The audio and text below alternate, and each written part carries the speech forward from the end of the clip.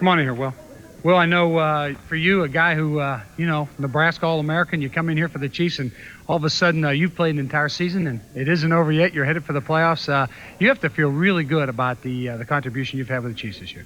Well, I feel really good, but they also brought in a lot of good old veterans that, that's brought me along a little faster than a normal rookie. So I think they put a good mix together as far as building us up as far as going into the playoffs. So. How tough has this been for you physically to take all that preseason practice, all those preseason games, and now 16 regular season games, you're still not done? How do you feel?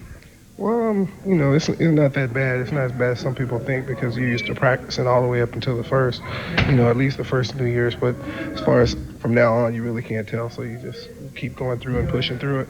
Should I bring up the subject or shouldn't I? About last night?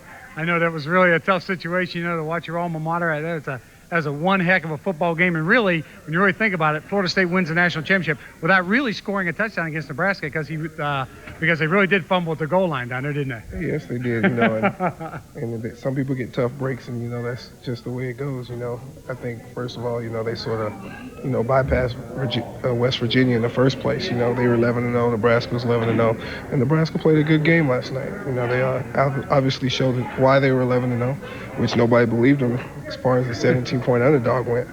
But you had to feel bad for your head coach, Tom Osborne. Dr. Tom put it all on the line, didn't he? Yeah, he did. He coached a good game, and, it just came down to some of those things that just didn't work out for him. Okay, Will Shields, congratulations on a great season, 11-5 with the Chiefs. You're headed for the playoffs, okay? Kevin, I'm going to throw it back to you.